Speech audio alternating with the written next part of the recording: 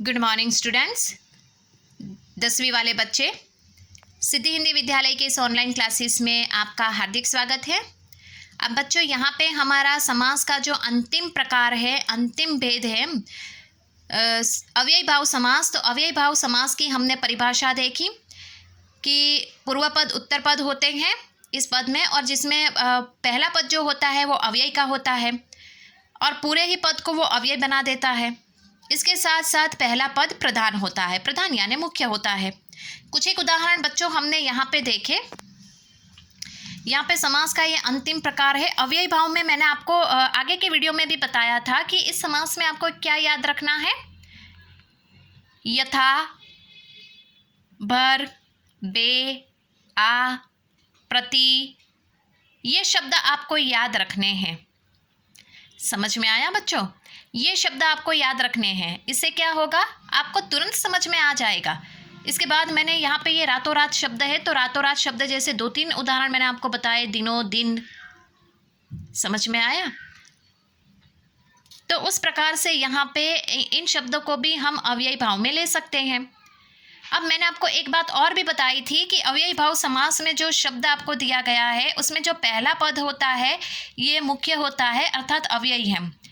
उसका जब विग्रह करेंगे तो हमने बहुत सारे शब्दों में क्या देखा, समासों में, कि उसमें थोड़ा सा बदलाव आता है उसके अर्थ में, है ना। लेकिन अव्ययी में क्या बदलाव बिल्कुल नहीं आता है।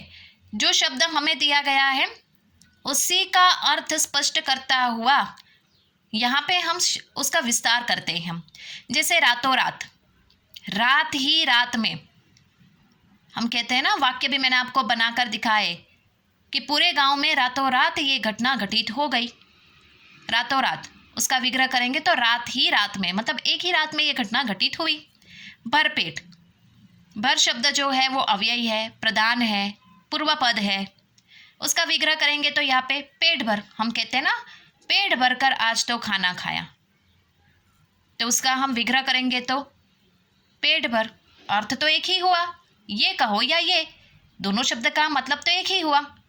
बेखबर, बे शब्द पूर्व पद है, खबर उत्तर पद है, बे अव्ययी है, प्रधान है। विग्रह करेंगे तो बिना खबर के। वाक्य प्रयोग अगर मैं करूँ तो हम इस घटना से बेखबर थे। हम इस घटना से बेखबर, अर्थात विस्तार करेंगे तो बिना खबर के, हमें खबर ही नहीं थी। समझ में आया? उसके बाद प्रतिदिन, प्रति शब्द पूर्व पद, दिन उत्तर पद, प्रति अव्ययी, प्रति प्रधान। समझ में आया? मुख्य शब्द पद, उसका विग्रह करेंगे तो प्रतिदिन, हर दिन। वाक्य प्रयोग अगर मैं करूँ तो ये आपको वाक्य प्रयोग बच्चों में इसके लिए कर रही हूँ ताकि आपको पता पड़े कि मेरे कहने का मतलब क्या है, ज़्यादा और ज़्यादा क्लियर हो जाए आपके दिमाग में। प्रतिदिन, सूर्य प्रतिदिन पूरब से निकलता है। प्रतिदिन, प्रति यानी हर। उसी के जैसा दूसरा शब्द प्रतिक्षण, प्रति शब्द पूर्व पद, क्षण उत्तर पद, प्रति अव्यय, प्रति मुख्य पद। विग्रह करो हर क्षण, प्रतिक्षण हर क्षण। प्रतिक्षण हम, अर्थात प्रतिक्षण मीरा ईश्वर का नाम लेती थी। अब समझ में आया? प्रतिक्षण यानी हर क्षण। उसका प्रतिक्षण शब्द का, अर्थात अव्ययी शब्द का जब विग्रह करेंगे बच्चों तो उसका अर्थ वैसा का वैसा ही होता है। विस्तार करेंगे तो उसमें बदलाव नहीं आता है। अब समझ में आया? उसके बाद आजीवन, आ शब्द क्या है यहाँ पे, प्रधान, पूर्व पद, अव्ययी, और जीवन उत्तर पद। विग्रह करो जन्म से लेकर, जीवन से लेकर, आजन्म, जन्म से लेकर। हम कहते हैं ना आज जन्म उसने ईश्वर की सेवा की, आजीवन उसने ईश्वर की सेवा की, तो मतलब जीवन भर। जन्म, जन्म से लेकर, अर्थात जन्म के साथ ही। अब समझ में आया? यथा संभव, वापस यथा शब्द आया। देखो, यथा पूर्व पद, संभव उत्तर पद, यथा प्रधान पद, यथा अव्यय। विग्रह करो बच्चों यहाँ पे जैसा संभव हो, अर्थात संभव हो जैसा। जब कहते हैं ना यहाँ पे यथासंभव, यथासंभव होगा, यथासंभव होगा मतलब जैसे ही संभव होगा हम कार्य कर देंगे, यथासंभव होगा वैसे कार्य हो जाएगा।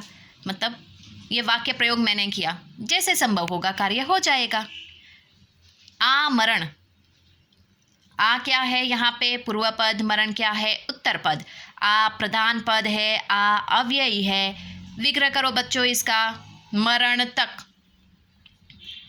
जैसे ऊपर का शब्द देखो, हमने देखा ना, आ जन्म, आ मरण, उसी प्रकार मरण तक। तो यहाँ पे ऐसे ही शब्द आपको क्या याद रखना है, मैं वापस एक बार कह रही हूँ। अव्यय में आपको जैसे कि एक जैसे दिखने वाले शब्द जुड़वा जैसे साथ में ही लिखे गए हो, फिर यथा, आ, प्रति, बे, समझ में आया, भर, ऐसे शब्द आपको याद रखने हैं। तो समझ जाना, शब्द की शुरुआत में अगर कहीं भी आपको ये शब्द यथा, आ, बे, प्रति, भर और एक जैसे जुड़वा जैसे दिखने वाले शब्द साथ में दिखते हो, वो क्या, अव्यय। और अव्ययी का मतलब क्या होता है, अर्थ यहाँ पे लिंग, वचन, कारक है ना, उसमें उसके साथ होने के बावजूद भी उसमें कोई बदलाव नहीं आता, ऐसे के ऐसे ही रहते हैं, जैसे के वैसे ही रहते हैं, ऐसे शब्द क्या है, अव्यय। ठीक है, यहाँ पे देखो भूख मरा शब्द दिया गया है। भूख क्या है यहाँ पे, अव्यय है, प्रधान पद है, पूर्व पद है और मरा शब्द उत्तर पद है। विग्रह करेंगे तो यहाँ पे भूख से मरा हुआ, भूख मरे के कारण वो मर गया, तो यहाँ पे भूख से मरा हुआ। तो बात तो एक ही हुई, हम कहते हैं भूख मरे के कारण लोग मरने लगे, तो यहाँ पे भूख के कारण लोग मरने लगे। तो बिल्कुल उसी प्रकार से बच्चों यहाँ पे हमारा जो समास का ये प्रकार है, अव्ययी भाव समास, यहाँ पे ख़त्म होता है। अब समास के जो बहुत सारे प्रकार है, साथ में सब शब्द मिला के मैंने कुछ यहाँ पे इस प्रकार से बनाया हुआ है, जिसकी हम आगे वाले वीडियो में चर्चा करेंगे। ऐसे शब्द भी मैं आपको लिखवाऊंगी ताकि आप तक ये मटेरियल पहुँच जाए, आपको भी ये अपनी कॉपी में लिखने हैं।